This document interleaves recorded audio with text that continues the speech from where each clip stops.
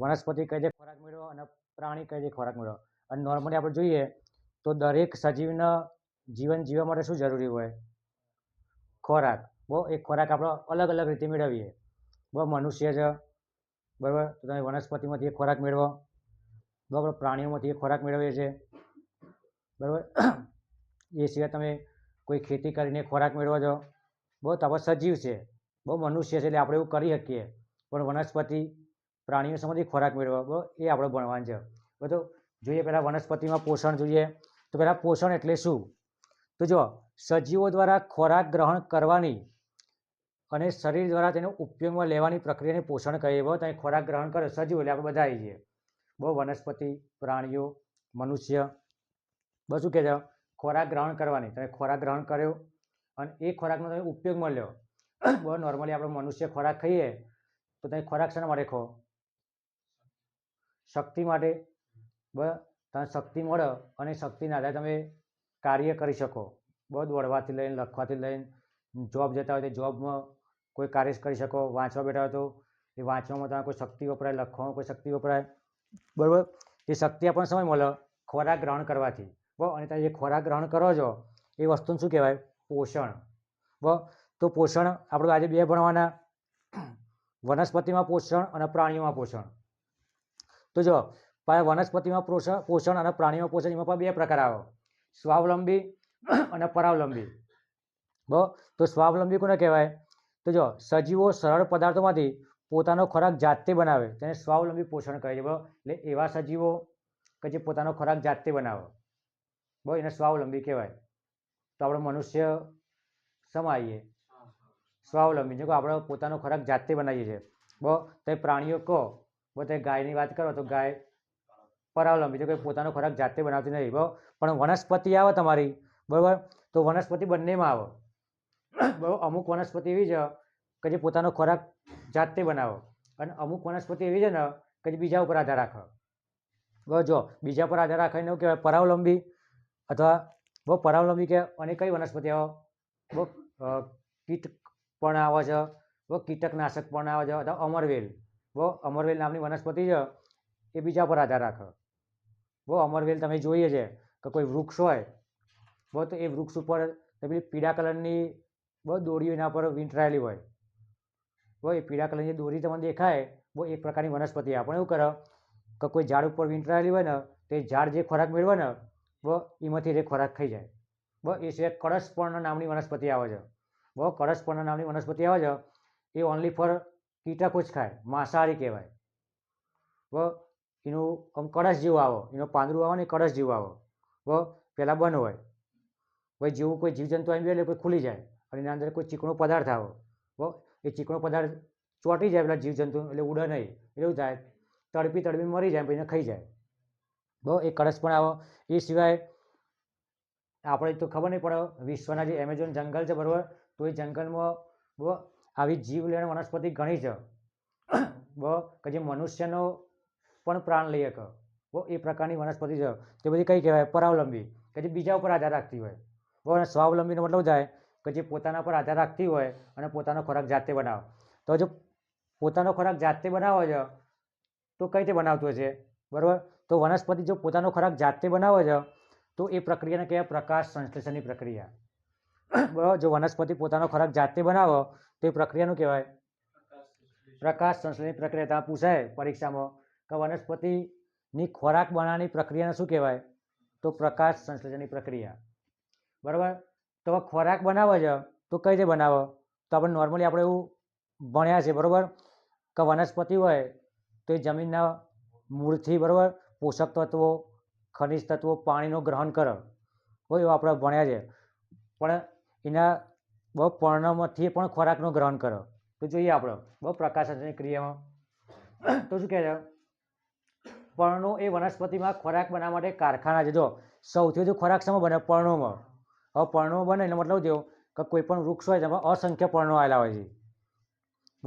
તમે લીમડો લઈ લો તો લીમડામાં અસંખ્ય પર્ણો આવેલા હોય છે. તો અસંખ્ય પર્ણો હોય મતલબ થયો જેટલા પણ પાંદડા છે બરાબર એ બધા પાંદડા ખોરાક બનાવતા હોય.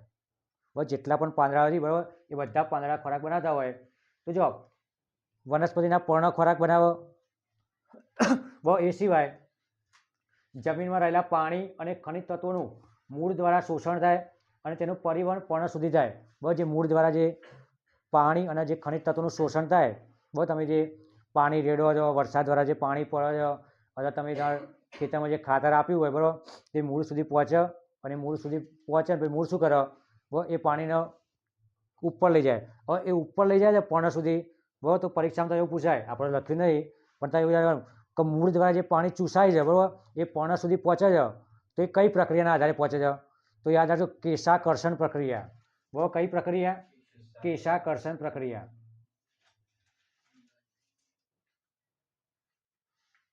બરાબર, કેશાકર્ષણ પ્રક્રિયાનો મતલબ જાય કે મૂળ દ્વારા પાણી ચૂસાય છે, બરાબર, અને સીધું પર્ણ સુધી જાય. બોલે અલગ અલગ જે ડાળીઓ આવી હોય તમારા વૃક્ષની, બરાબર, પ્રકાંડ કહેવાય એને. બરાબર, એ પ્રકાંડના જે પર્ણો હોય, બરાબર, એના અંદર વાહિની હોય. જેમ આપણે મનુષ્ય શરીર છે, તો આપણા શરીરમાં અસંખ્ય નળીઓ આવેલી છે, બરાબર, હાડકાં આવ્યા, હાડકાની અંદર અસંખ્ય નળીઓ આવેલી છે, બરાબર. તો એ નળીઓ દ્વારા આપણે લોહીનું પરિભ્રમણ થાય, ઓક્સિજનનું પરિભ્રમણ થાય. તો એ જે વનસ્પતિના બહુ પ્રકાંડમાં, બરાબર, વાહિનીઓ આવેલી હોય, બહુ પર્ણની અંદર એ વાહિનીઓ આવેલી હોય, બરાબર, અલગ અલગ પ્રકારના. બરાબર, તમે કદાચ આ પર્ણ જોયું હોય તમે, બરાબર, આ કે આપણે વિચારીએ પર્ણ છે, ભાઈ એ ડારખી છે, બરાબર, તો આ પર્ણ છે, તે તો આ જો આ એક વાહિની થઈ, બરાબર, એ તમે કદાચ પાણી જોયું તો આ રીતે આલી હોય તમારે, બરાબર, આ બધીની વાહિની હોય, બરાબર, જે ખોરાકનું વહન કરે, બરાબર. તો જમીન દ્વારા જે પાણી મેળવે એને શું કરે, પર્ણ સુધી લઈ જાય. પછી કહે છે વનસ્પતિ પર્ણમાં આવેલા નાના છિદ્રો દ્વારા વાતાવરણમાં કાર્બન ડાયોક્સાઇડ લે છે. આ યાદ રાખજો ખાસ. શું કહે છે? વનસ્પતિ પર્ણમાં આવેલા નાના છિદ્રો દ્વારા, બહુ વનસ્પતિના જે પર્ણ હોય એમાં નાના છિદ્રો હોય. જેમ આપણે એવું કહેવાય છે કે મનુષ્યનું શરીર છે તો આપણી ચામડી પર અસંખ્ય નાના છિદ્રો આવેલા હોય. જે તમારી રૂવાટી છે, બરાબર, એ રૂવાટી છે એક પ્રકારના છિદ્રો, બરાબર. કે તમે નોર્મલી વિચારો કે તમે ઉનાળામાં પરસેવો વરે છે, બરાબર, તે પાણી કઈ જગ્યાએથી આવતું હોય છે, બરાબર, એ કઈ જગ્યાએથી આવે કે તમારા જે શરીરમાં રૂવાટી હોય એમાં છિદ્રો હોય, બરાબર, છિદ્રોમાંથી બહાર આવે, બરાબર. એ તે વનસ્પતિ શું હોય, પાંદડા હોય, બરાબર, એ પાંદડાની અંદર છિદ્રો આવેલા હોય, બરાબર. એ છિદ્રો દ્વારા શું કરે, કાર્બન ડાયોક્સાઇડ લે, બહુ એવું યાદ રાખજો, બહુ કાર્બન ડાયોક્સાઇડ લે અને ઓક્સિજન બહાર નીકાળે. પણ નોર્મલી કેવું હોય, વનસ્પતિ બહુ ઓક્સિજન વાયુ લે જ, બહુ જેટલા સજીવો છે, બરાબર, એ શ્વસનમાં ઓક્સિજન વાયુ લે અને કાર્બન ડાયોક્સાઇડ બહાર કાઢે, બરાબર. તો વનસ્પતિ ઓક્સિજન લેશે અને કાર્બન ડાયોક્સાઇડ બહાર કાઢે છે. પણ આ શું છે કે એના પર્ણ દ્વારા કાર્બન ડાયોક્સાઇડ લે અને આપણને એવું કહેવામાં આવે છે કે કોઈ પણ વનસ્પતિ તો આપણે રાત્રિના નીચે ના ઊંઘાય. એમાં ખાસ કરીને લીમડો, જો જે ઓક્સિજનનો વધારે સંગ્રહ કરતા હોય, બહુ એવા વૃક્ષોમાં લીમડો આવી જાય, બરાબર. તો આપણને એવું કહેવામાં આવે છે કે રાત્રિ દરમિયાન તમારે લીમડાના વૃક્ષ નીચે નહીં ઊંઘવાનું, બરાબર. તો જો એ શું કરે કે કાર્બન ડાયોક્સાઇડ લેશે, બરાબર, તો રાત્રિ દરમિયાન શું કરે, કાર્બન ડાયોક્સાઇડનું ઉત્સર્જન કરે, બરાબર, બહાર કાઢે. એટલે સ્વાભાવિક કાર્બન ડાયોક્સાઇડ જે જગ્યાએ વધે ને એ જગ્યાએ તમને શ્વાસ લેવામાં તકલીફ પડે, બરાબર. આપણે એવું કહેવાય કે લીમડાના વૃક્ષ છે નહીં ઊંઘવાનું, બરાબર. ઓક્સિજનનું ઉત્સર્જન કરો, બરાબર. તમારા વાતાવરણની અંદર જે ઓક્સિજન જળવાઈ રહે છે, બરાબર, એનું મુખ્ય કારણ શું છે, વનસ્પતિ, બરાબર. જેમ આપણે શ્વાસોશ્વાસની ક્રિયામાં શું કરીએ છીએ, ઓક્સિજન લઈએ છીએ, કાર્બન ડાયોક્સાઇડ બહાર કાઢીએ, આપણે એવું ભણીએ છીએ, બરાબર. પણ અંગાત ઘણા બધા વાયુઓ જોઈ છે, ઘણા બધા બહારે આવી છે, બરાબર. કદાચ એવું બને કે ઓક્સિજન બહારે આવતો હોય તો વનસ્પતિમાં એવું છે, બરાબર, એ કાર્બન ડાયોક્સાઇડ લેશે પર્ણ દ્વારા, બરાબર, અને એ જ પર્ણ દ્વારા ઓક્સિજન બહાર કાઢે, બરાબર. એવું યાદ રાખજો. આમ તો નોર્મલી જેટલા સજીવો છે, બરાબર, બધા ઓક્સિજન લો કાર્બન ડાયોક્સાઇડ બહાર કાઢે. વનસ્પતિ ઓક્સિજન અને કાર્બન ડાયોક્સાઇડ લેશે બહાર કાઢે છે, બરાબર. પણ આ પર્ણમાં ખાસ પ્રક્રિયા થાય છે, બરાબર. પર્ણોમાં જ શું થાય કે કાર્બન ડાયોક્સાઇડ જે પર્ણના છિદ્રો આવી એમાં લે અને પછી ઓક્સિજન બહાર કાઢે, બરાબર. ઓક્સિજન બહાર કાઢે એટલે તમે વિચારો કે તમારા હજારો લાખો વર્ષ થયા, બરાબર, પૃથ્વી પર, તો આ સુધી ઓક્સિજનનું પ્રમાણ કેટલું છે, 21% છે, બહુ યાદ રાખજો. O2નું પ્રમાણ કેટલું છે, 21%, બહુ આ સુધી ઘટ્યું જ નહીં. હવે નહીં ઘટ્યું કારણ શું છે કે તમારી વનસ્પતિ, બરાબર, કાર્બન ડાયોક્સાઇડ શોષી લે છે, બરાબર, અને ઓક્સિજન બહાર કાઢે છે. બસ જો ઓક્સિજન બહાર કાઢે એનો મતલબ થયો કે તમારા વાતાવરણમાં 21% ઓક્સિજનનું પ્રમાણ એમને જળવાઈ રહે છે. નકર તમે વિચારો ખાલી ભારતમાં 140 કરોડ વસ્તી છે, બરાબર, તો 140 કરોડ વસ્તી શ્વાસ લે તો બધું ઓક્સિજન અંદર જાય નહીં, તો તો એ ખૂટતો નહીં. એનું કારણ છે કે તમે જેટલો શ્વાસ લો છો ને બહુ એનાથી 10 ગણો તો ઓક્સિજન વનસ્પતિ બહાર કાઢે છે. બહુ એટલે તમારા વાતાવરણમાં 21% ઓક્સિજન જળવાઈ રહે છે. બહુ નકર આપણને તકલીફ પડે. બહુ યાદ રાખજો. તો આ છિદ્રો રક્ષક કોષો દ્વારા આવરિત હોય જેને પર્ણરંધ્ર કહે છે. પર્ણરંધ્ર યાદ રાખવાનું તમારે. આ રીતની આકૃતિ આવે.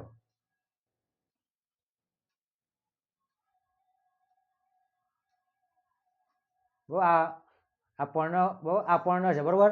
એ પર્ણની અંદર આ પ્રકારના નાના છિદ્રો આવે. આ એના રક્ષક કોષો છે આજુબાજુ રહે ને. અને આવું છે એનું છિદ્ર કહેવાય બરોબર. એવું કરે જ્યારે ઓક્સિજન અથવા હવા લેવાની હોય પાણી લેવાનું હોય ને એક જ ખુલી જાય બરાબર.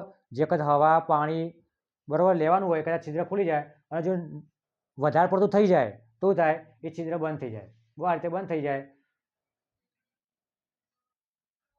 એટલે આ પર્ણરંધ્ર કહેવાય.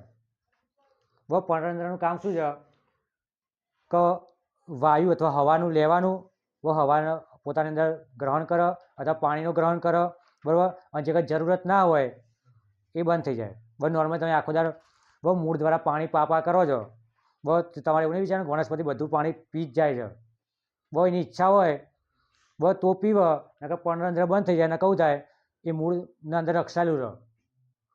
અમુક વાર તમે આજે આપણે રણની વાત કરીએ કે રણ પ્રદેશમાં પાણી ઓછું જોવા મળે છે અથવા વનસ્પતિ પાણી ઓછું લે છે. એનું કારણ હોય કે એક વખત વરસાદ પડ્યો તેવું કરો એ પાણીનો સંગ્રહ મૂળ દ્વારા કરો. એના મૂળમાં એ પાણી હોય જ એને જેટલી જરૂર પડે એ પ્રમાણે લે. એટલે આપણે જેટલું રેડેડ કરે ડોલ ભરીને રેડીએ પછી એને જેટલી જરૂર એટલું પાણી લઈ રહ્યું.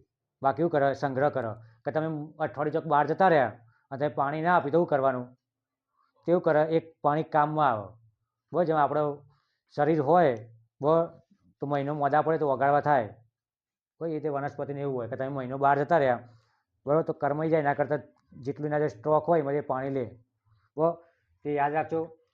પર્ણરંધ્ર એ સિવાય વાહિનીઓ નળીઓની જેમ મૂળ પ્રકાર જેની શાખાઓ અને પર્ણમાં આવેલ હોય જેના દ્વારા પાણી અને ખનિજ તત્વોનું વહન થાય. જો શું કહે છે વાહિની એટલે આપણે એક પ્રકારની નસો. જો સજીવોમાં જે એક પ્રકારની નસો હોય એ રીતે વનસ્પતિમાં જુઓ તો ઘણી બધી ડાળખીઓ હોય છે અને ઘણી બધી ડાળખીઓમાં ઘણી બધી વાહિનીઓ હોય. જલવાહિની અલગ આવે બરાબર. તો ઘણી બધી વાહિનીઓ હોય તે વાહિની ધરો કરો ખોરાકનું વહન કરો. જેમ તમે શ્વાસ લો છો બરાબર તો તારો ઓક્સિજન આખા શરીરમાં જાય છે. શેના દ્વારા જાય છે? તમારા અંદર જે વાહિનીઓ રહી નસો રહી તમારી બરાબર એના દ્વારા જાય. તો વનસ્પતિમાં એ પ્રકારનું જ આવે. અસંખ્ય વાહિનીઓ હોય એ ડાળખી લઈને બધો ખોરાક પહોંચાડે. પાણી એ પહોંચાડે બધું પહોંચાડે. પાણી અને ખનિજ તત્વોનું વહન કરો. જો પર્ણમાં લીલું રંજક દ્રવ્ય આવેલું હોય આપ યાદ રાખવાનું. કયા કલરનું આવેલું હોય? લીલું રંજક દ્રવ્ય. વનસ્પતિમાં લીલું રંજક દ્રવ્ય આવેલું હોય તેને હરિત દ્રવ્ય કહે છે. પર્ણમાં લીલું રંજક દ્રવ્ય આવેલું હોય એને હરિત દ્રવ્ય કહેવાય. અને તારે એવું યાદ રાખવાનું કે એવું નહીં કે લીલું જ આવેલું હોય પીળા કલરનું હોય. રંજક દ્રવ્ય પીળા કલરનું હોય. તમે જો અમુક વનસ્પતિઓ પીળા કલરની હોય છે. એના પાંદડા હોય તો પીળાશ પડતા હોય. નોર્મલી લીલું જે તમારો વનસ્પતિના જે પાંદડા છે બરાબર એ લીલા રંગના ચમચી લીલા રંજક દ્રવ્યના કારણે છે. એનો લીલો કલર શાના કારણે છે? આ લીલા રંજક દ્રવ્યના કારણે. પણ અમુક વનસ્પતિ પીળા રંગની હોય છે. અમુકના પાંદડા પીળા રંગના હોય છે. એનો મતલબ થયો કે એમ લીલું રંજક દ્રવ્ય તો હોય જ પણ શેનું પ્રમાણ વધુ હોય? પીળા રંજક દ્રવ્યનું પ્રમાણ વધુ હોય. એવું યાદ રાખજો. તો આ એક ખાસ યાદ રાખવાનું. પછી જો તે સૂર્ય ઉર્જા શોષણ કરવા મદદરૂપ થાય. આ રંજક દ્રવ્ય શું કામ કરે કે સૂર્યપ્રકાશમાં જે દિવસ દરમિયાન જેટલી ઉર્જા આવે છે એનું શોષણ કરે.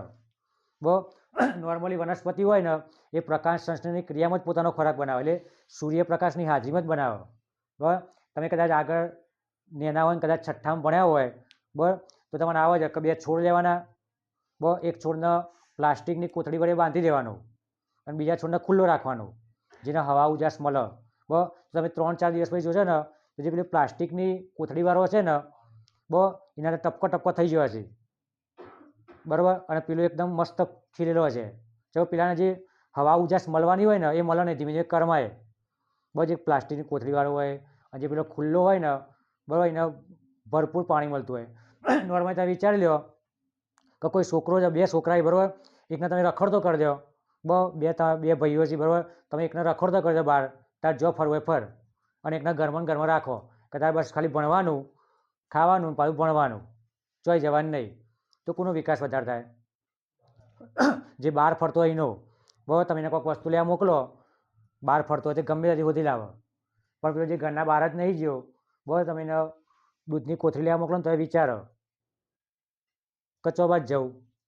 બસ એટલે વનસ્પતિમાં એવું છે કે જે વનસ્પતિ બસ સૂર્યપ્રકાશની હાજરીમાં બસ સૂર્યપ્રકાશ સતત લેતું હોય, બરાબર, સૂર્યપ્રકાશની હાજરીમાં પોતાનો ખોરાક બનાવતું હોય ને તો એ ખીલેલી હોય, બરાબર. અને જે વનસ્પતિમાં સૂર્યપ્રકાશ પૂરતો ના મળતું હોય ને એનો વિકાસ ના થાય. બધા એવું યાદ રાખવાનું, વિકાસ ના થાય એનો. તો બસ સૂર્ય ઉર્જાની હાજરીમાં જે પોતાનો ખોરાક બનાવો, સૂર્ય ઉર્જાનું શોષણ કરો, સંગ્રહ કરો, તો એ પ્રક્રિયાનું કહેવાય પ્રકાશ સંશ્લેષણની પ્રક્રિયા. હવે પ્રકાશ સંશ્લેષણની પ્રક્રિયા થાય છે તો એમને નહીં થતી. એના અંગાત અમુક વસ્તુ જોવો. શું જોવો? એક તો હરિતદ્રવ્ય, લીલા રંગનું, બીજું સૂર્યપ્રકાશ જોવો, કાર્બન ડાયોક્સાઇડ જોવો, અને ચોથું પાણી જોવો. બરાબર, શું હરિતદ્રવ્ય, સૂર્યપ્રકાશ, કાર્બન ડાયોક્સાઇડ, પાણી, આ ચારેય વસ્તુ ભેગી થાય ને તો તારી પ્રકાશ સંશ્લેષણની ક્રિયા થાય. અને જો પ્રકાશ સંશ્લેષણની ક્રિયા થાય ને મતલબ તેઓ વનસ્પતિ પોતાનો ખોરાક બનાવે. વનસ્પતિની અંદર ખોરાક બને, અને ખોરાકનો ઉપયોગ રહ્યા વનસ્પતિ કરે. પછી એના જે ફળ આવતો હોય, ફૂલ આવતો હોય, એ આ પ્રકાશ સંશ્લેષણની ક્રિયા દ્વારા આવી. જેનો વિકાસ થાય તો, ના થાય તો ભાઈ કર્માઈ જાય. એ તમારે યાદ રાખવાનું. જો ભાઈ આગળ જઈએ આપણે. જો આગળ જઈએ પ્રકાશ સંશ્લેષણમાં, તો પ્રકાશ સંશ્લેષણ વિના કોઈ પણ ખોરાક બની શકે નહીં. જો વનસ્પતિ પોતાનો ખોરાક પ્રકાશ સંશ્લેષણની હાજરી બનાવે છે. અને તારે એવું યાદ રાખવાનું કે કોઈ પણ ખોરાક બનાવવો હોય તો પ્રકાશ સંશ્લેષણની હાજરી જરૂરી છે. પ્રકાશ સંશ્લેષણ વગર કોઈ પણ ખોરાક બને નહીં. અને સ્વાભાવિક છે કે જો પ્રકાશ જ ના હોય, તારી પૃથ્વી પર પ્રકાશ જ ના હોય તો સજીવ જ ના હોય. પ્રકાશ છે તો તમારે પૃથ્વી પર વાતાવરણ છે, બરાબર. વાતાવરણના લીધે તમારે બધા ઓક્સિજન, નાઇટ્રોજન, કાર્બન ડાયોક્સાઇડ બધા વાયુઓ છે. બરાબર, એટલે જો પ્રકાશ સંશ્લેષણ વગર વનસ્પતિ ખોરાક ના બનાવે અથવા કોઈ સજીવ ના બનાવે. લગભગ બધા સજીવો પરોક્ષ કે પ્રત્યક્ષ રીતે વનસ્પતિ દ્વારા બનાવેલા ખોરાક પર આધારિત છે. જો પ્રત્યક્ષ કે પરોક્ષ મતલબ છે કે આપણો મનુષ્ય છે તો આપણે વનસ્પતિ દ્વારા જે ફળ ઉત્પન્ન થાય, બરાબર, એનું ગ્રહણ કરીએ છીએ. અથવા તમે જે ખેતી કરો, શાકભાજી વાવો છો, આપણે એનો ઉપયોગ કરીએ. જ્યારે પ્રાણીઓ કરી વનસ્પતિના પાંદડાનો ઉપયોગ કરી ખાવામાં. એનો મતલબ જે પ્રત્યક્ષ કે પરોક્ષ રીતે વનસ્પતિ પર નિર્ભર છે. જો વનસ્પતિ ના હોય તો આપણું જીવન શક્ય નથી. તો પ્રકાશ સંશ્લેષણની ગેરહાજરીમાં પૃથ્વી પર જીવન અશક્ય છે. પ્રકાશ સંશ્લેષણની પ્રક્રિયા દ્વારા ઓક્સિજન મુક્ત થાય. જો આપણે આગળ જોયું, બરાબર, કે પ્રકાશ સંશ્લેષણની પ્રક્રિયામાં હરિતદ્રવ્ય જુઓ, બરાબર, કાર્બન ડાયોક્સાઇડ જુઓ, પાણી જુઓ, બરાબર, અને સૂર્યપ્રકાશ જુઓ. આ ચારેય વસ્તુ ભેગી થાય એટલે ખોરાક બને. અને ખોરાક બને એટલે એમાં સ્ટાર્ચ, પ્રોટીન, કાર્બોદિત, આ બધું અલગ અલગ પડે અને ઓક્સિજન વાયુ ઉત્પન્ન થાય. અને ઓક્સિજન વાયુ કરે વનસ્પતિ બહાર કાઢે, વાતાવરણમાં છોડે. એટલે આપણે વાતાવરણમાં ઓક્સિજનનું સ્તર જળવાઈ રહ્યો. એ સિવાય મૃતોપજીવી. મૃતોપજીવીનો મતલબ છે કે મરેલા અથવા મૃત અવસ્થામાં જે પ્રાણીઓ, વનસ્પતિઓ હોય, બરાબર, એમનું વિઘટન કરવાનું. તમે નોર્મલી જુઓ તો કોઈ કૂતરું અથવા કોઈ પ્રાણી મૃત થઈ ગયું હોય, મરી ગયું હોય, બરાબર, તમે જુઓ તો અઠવાડિયા કે 10 દિવસ પછી જે જગ્યાએ પ્રાણી પડ્યું હોય, 10 દિવસ પછી તમને જોવા નહીં મળે. 1 દિવસ થાય, 2 દિવસ થાય, 3 દિવસ પછી સડી જાય, પછી આપણે નાના નાના કીટકો પડી, એ કીટકોને ખાઈ જાય, અને તોથી નામ શેષ થઈ જાય. બસ નામ શેષ થઈ જાય તો એ કઈ કહેવાય? મૃતોપજીવી. જે મૃત થઈ ગયેલી વનસ્પતિ અથવા પ્રાણી હોય, એનો ખોરાક તરીકે ઉપયોગ કરે. તો એવા સજીવોને શું કહેવાય? મૃતોપજીવી સજીવ. તો લાઇકેન જેવા સજીવોમાં હરિતદ્રવ્ય ધરાવતી લીલ અને ફૂગ સાથે જોવા મળે. જો આ લીલ અને ફૂગ છે ને, સી સજીવ પણ કયા છે? મૃતોપજીવી. લીલ અને ફૂગ છે સજીવ છે, એક કોષી સજીવ, બહુકોષી સજીવ, આપણે ભણીશું, જોઈશું. એ સી સજીવ, બરાબર, પણ કરીશું મૃતોપજીવી છે. એટલે વનસ્પતિ જોડે સંકળાયેલા હોય, બરાબર. તો જો ફૂગ વસવાટ પાણી અને ખનિજ તત્વો લીલને આપે. ફૂગ શું કરે? આ બંને એકબીજાને મળીને ખોરાક બનાવે, બરાબર. ફૂગ શું કરે? જે જગ્યાએ ફૂગ વસવાટ કરતી હોય તો ફૂગ જોઈ છે બરાબર. તમે ચોમાસામાં પેલું છત્રી આકારનું ઉગેલું જોયું છે બરાબર, બિલાડીનો ટોપ આ રીતનું ઉગેલું હોય છે, મશરૂમ કહીએ આપણે. મશરૂમ કયો, ફૂગ કયો કે બિલાડીનો ટોપ કયો, બરાબર. એ ફૂગ કહેવાય એક પ્રકારની. બરાબર. અને તમે કદાચ જોઈએ તો કોરોનામાં જે મોઢાના પેલા મોઢામાં ચાંદા પડતા હતા, પછી સડી જતું હતું, પછી કાઢ લેવું પડતું હતું, બરાબર. એ જે રોગ થતો હતો મને એ શેના કારણે, ફંગસ, બરાબર, ફંગસ કહેતા હતા, એ ફૂગના લીધે થતો હતો, બરાબર. તો ફૂગ વસવાટ શું કરે, પાણી અને ખનિજ તત્વો કોને આપો, લીલ ના આપો, બરાબર. તેના બદલામાં લીલ શું કરે, ખોરાક બનાવો, અને ખોરાક કોને આપો, ફૂગ ન આપો. ભાઈ જો શું કરે છે, ફૂગ હોય બરાબર, એ શું કરે, પાણી અને ખનિજ તત્વો એ કોને આપો, લીલ ના આપો. અને લીલ શું કરે, એમાં ખોરાક બનાવો અને કોને આપો, ફૂગ ના આપો. બરાબર. એ તે બંને પોતાનું જીવન ચાલુ રાખી.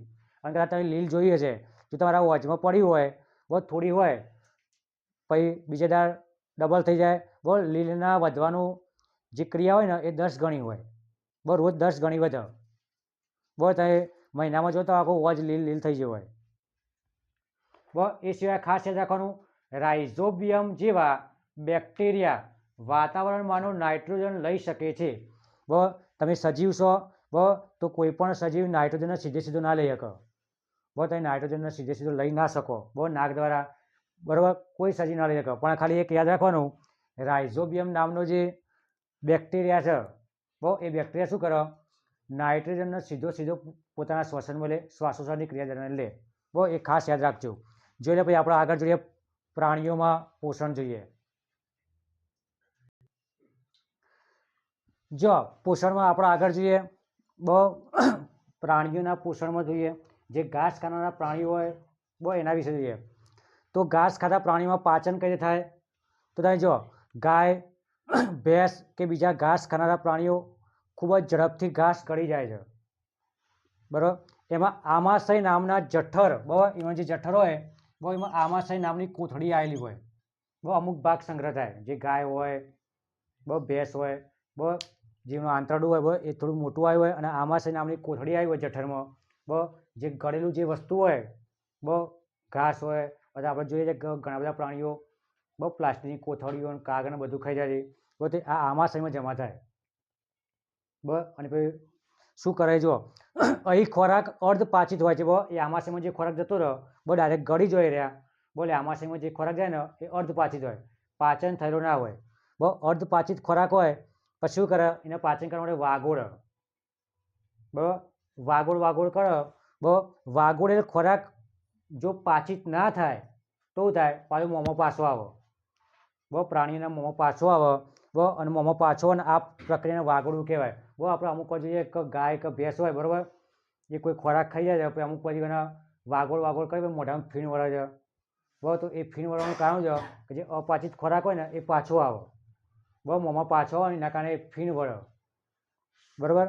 એટલે એ પ્રક્રિયાને વાગોળવું કહેવાય, બરાબર. અને જે પ્રાણીઓ ઘાસ ખાતા હોય ને એ યાદ રાખજો, ઘાસની અંદર સેલ્યુલોજ, બરાબર, સેલ્યુલોજ નામનું તત્વ વધુ હોય, બરાબર. સેલ્યુલોજ નામનું તત્વ વધુ હોય, અને સેલ્યુલોજમાં કાર્બોદિત પદાર્થ વધુ હોય, બરાબર. કાર્બોદિત અથવા કાર્બનનું પ્રમાણ વધુ હોય, બરાબર. કાર્બોદિત એટલે કાર્બન, બરાબર. યાદ રાખજો, ઘાસ ખાતા જે પ્રાણીઓ હોય, બધા જે ઘાસ ખોય છે, બરાબર, એમાં સેલ્યુલોજનું પ્રમાણ વધુ હોય, અને કાર્બોદિત એટલે કાર્બનનું પ્રમાણ વધુ હોય, બરાબર. એ સિવાય જો ઘોડા, સસલા વગેરે જેવા પ્રાણીઓ અન્નનળી અને નાના આંતરડા વચ્ચે કોથળી જેવી રચના આવેલી હોય, એવા ઘોડા, સસલા હોય, બરાબર, બધા પ્રાણીઓ જે અન્નનળી અને નાના આંતરડા વડે કોથળી જેવી રચના આવેલી હોય, બરાબર. એ કોથળીમાં ખોરાક સંગ્રહ થાય, બરાબર. કોથળી જેવી રચના આવેલી હોય. એ સિવાય અમીબા આવે છે, બરાબર, એક કોષી સજીવ, બરાબર. તમારી પૃથ્વી પરનું પ્રથમ સજીવ, બરાબર, અમીબા, બરાબર, એટલા માટે એને બા કહેવાય. જ્યાં પૃથ્વીની રચના થઈ, બરાબર, તો સમુદ્રની અંદર અથવા તમારી સમગ્ર પૃથ્વી ઉપર, બરાબર, પહેલું કોઈ સૂક્ષ્મજીવ હોય, બરાબર, કોઈ સજીવ હોય એક કોષી સજીવ, તો એ અમીબા હતું, બરાબર. એ તમને પાણીની અંદર જોવા મળે, તળાવ હોય, સરોવર હોય, બરાબર, એના અંદર જોવા મળે, બરાબર. તમે યાદ રાખવાનું, તમારી પૃથ્વી પરનું પ્રથમ સજીવ, બહુ એના માટે અમીબા કહેવામાં આવે છે. બહુ એમને બા નહીં કહેતા આપણે. તો એ શું કરે, એનો આકાર એ પ્રકારનો હોય. આ રીતનો આકાર હોય, ગમે તેવો આકાર હોય. આ પ્રકારનો આકાર હોય. ધારો કે ખોરાક અહીંયા પડ્યો છે, આ ખોરાક છે, તો શું કરે, અહીંથી એનું આ જે પ્રવર્ધો કહેવાય, આંગળી જેવા પ્રવર્ધો આવી, અથવા એને શું કહેવાય, ખોટા પગ. બધી દિશામાં પગ છે. એ શું કરે છે, અહીંયા ખોરાક છે તો આ એના પ્રવર્ધો ખોલી દે અને ખોરાકનો સંગ્રહ કરી દે. અહીંયા કોષ કેન્દ્ર આવે એનું, અને કોષ કેન્દ્રની આજુબાજુ કોષ રસ આવે.